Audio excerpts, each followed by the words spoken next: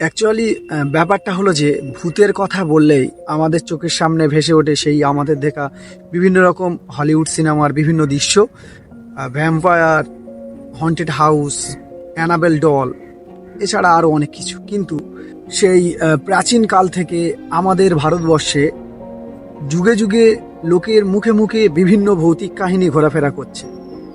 আর আজকের ভিডিওতে বিদেশের কোনো ভূতের সম্পর্কে আলোচনা না করে দেশীয় যে ভূতগুলো আছে তাদের সম্পর্কে আলোচনা করব। আর আপনাদের সঙ্গে আমি স্যাম। আর ভিডিওটি ভালো লাগলে চ্যানেলটি অবশ্যই সাবস্ক্রাইব করবেন। আজকের প্রথম পর্বের আলোচনা শুরু করছি।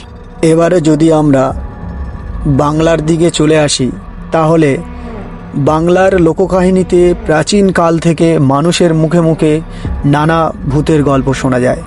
এখানে বিভিন্ন জায়গা, কালচার এবং উৎসবকে কেন্দ্র করে নানা ধরনের ভূতের কাহিনী গড়ে উঠেছে। এদের মধ্যে একটা হলো নিশির ডাক। অ্যাকচুয়ালি এই নিশির ডাকের সঙ্গে আমার একটা কাহিনী জড়িত আছে, তবে এটা সত্য কিনা বলতে পারবো না। হয়তো এটা ভ্রান্ত ধারণা হতে পারে, কারণ তখন আমি খুব ছোট ছিলাম। খুব সম্ভবত আমি ক্লাস 4-এ পড়ি। সময়টা ছিল কালী পুজোর রাত, গভীর অমাবস্যা, চারিদিকে একটা অবচ্ছন্ন অবস্থা। এবং ওই দিন রাতে মা দাদিমার কাছ থেকে নিশির ডাকের গল্প শুনেছিলাম এবং তাড়াতাড়ি খাওয়া দাওয়া সেরে আমরা ভাই বোনেরা একটা ঘরে ঢুকে দরজা জানালা বন্ধ করে শুয়ে পড়ি। কিন্তু ওই দিন রাতে আমার কোনো মতে ঘুম আসছিল না। আমি কোনো রকমে ঘুমানোর ভান করে চুপ করে থাকলাম। থাকতে থাকতে কটা বাজে মূলত জানি না, হঠাৎ একটু ঘুমের আবহাওয়া এসছিল। কিন্তু একটু পরে দেখলাম দরজায় নক করার শব্দ। আমি তাড়াতাড়ি উঠে বসলাম ততস্থ হয়ে। দেখলাম যে মা যেন আমাকে ডাকছে। প্রথম একবার ডাক পড়ল, আবার কিছুক্ষণ সব চুপচাপ। আবার এক মুহূর্ত পরে ফের দরজায় টোকার শব্দ, আবার ডাক। এই ডাকটা শুনে তাড়াতাড়ি আমার শরীরের যত লোম ছিল সব লোমগুলো আস্তে আস্তে আস্তে আস্তে দাঁড়িয়ে গেল। ভয়ে আমার গলা আস্তে আস্তে শুকাতে আরম্ভ করলো। আমি কাঁপা কাঁপা পায়ে আস্তে আস্তে খাটের উপর থেকে নেমে হাঁটতে লাগলাম দরজার দিকে। তার আগে সামনের জানালাটা খুলে চারিদিকে দেখে নিলাম কেউ কোথাও নেই, অন্ধকার রাত। আমি আস্তে আস্তে এগোচ্ছি দরজার দিকে। আরেকবার দরজায় টোকা পড়ল।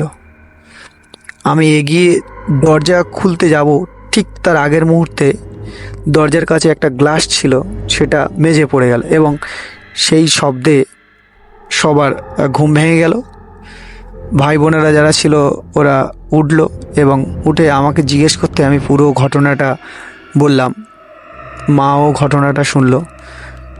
হয়তো এটা আমার ঘুম ঘোরে কোনো হেঁটে চলে যাওয়া হতে পারে, অথবা আজও আমি বুঝতে পারিনি যে এই জিনিসটা কি আমার সঙ্গে ঘটেছিল। এটা মূলত গ্রাম অঞ্চলে বেশি হয়ে থাকে।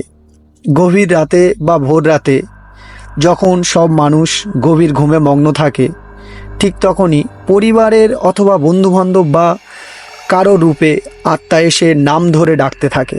আর কেউ যদি এই ডাক শুনতে পায় তাহলে সে ওই নিশির পিছনে পিছনে চলে যায় এবং নিশি তাকে কোনো নির্জন স্থানে নিয়ে যায় এবং নিজের আসল রূপে ফিরে আসে।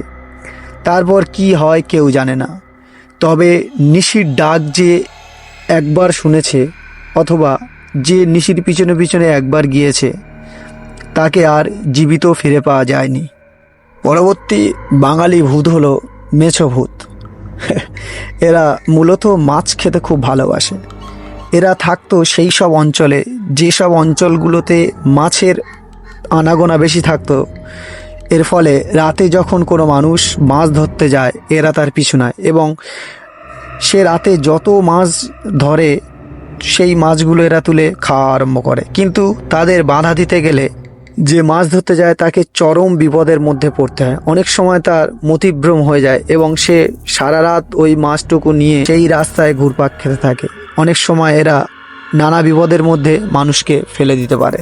প্রাচীন গ্রাম বাংলার অঞ্চলে আরও একটি জনপ্রিয় লোককাহিনী লোকের মুখে মুখে শোনা যেত, সেটা হলো আলেয়ার আলো। নদী বা জলাভূমির কাছে যাদের বাসস্থান থাকতো তারা এই রহস্যময় আলো দেখতে পেত, যা মূলত রাতের বেলা দেখা যায়। কোনো পথিক যখন ওই জলাভূমির রাস্তা দিয়ে ফিরত, এই আলো ওই জলাভূমি বা বিলের উপরে দপদপ করে জ্বলত এবং ওই পথিককে ভ্রমের মধ্যে ফেলে দিত। বিশেষ করে যারা নদীতে মাছ ধরতে যেত, দূর নদীতে এই আলো দপদপ করে জ্বলত এবং মাছ ধরতে যাওয়া ওই জেলে এই আলোর সন্ধানে আস্তে আস্তে নদীর গভীরের দিকে চলে যেত। এর ফলে এক সময় যখন নদীর গভীরে ওই নৌকাটি চলে যেত, বড় একটা ঢেউ এলে নৌকাটি ডুবে যেত এবং তাদের মৃত্যুবরণ করত। আসলে আলেয়া হলো যে জলাভূমিতে ডুবে মৃত্যু হতো যাদের, তাদেরই আলো। বিশেষ করে ভারতের উত্তরে পার্বত্য এলাকাগুলোতে, যেখানে চারিদিকে পাহাড়ে ঘেরা, এই সব অঞ্চলে প্রচুর ভূতের কাহিনী প্রচলিত এবং সে গল্প যুগের পর যুগ ধরে স্থানীয়দের মুখ থেকে শোনা যায়। আর সেই রকম একটি ডেমন হলো অচেরি। অচেরি হলো এমন এক দূষিত পার্বত্য আত্মা যে বাচ্চার রূপ নিয়ে মানুষকে ফাঁসায়।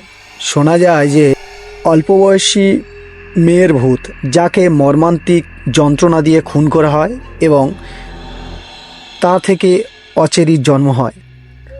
রাত্রে যখন সবাই গভীর ঘুমে মগ্ন হয়ে পড়ে, চারিদিক নিস্তব্ধ হয়ে যায়, অচেরি তখন উদাস গলায় গান গাইতে গাইতে পাহাড়ের উপর থেকে সমতলে নেমে আসে এবং নিস্তব্ধ রাতে তার এই গানের শব্দ ভেসে বেড়ায় দূর দূরান্তর, পাহাড় থেকে ঘর চারিদিকে।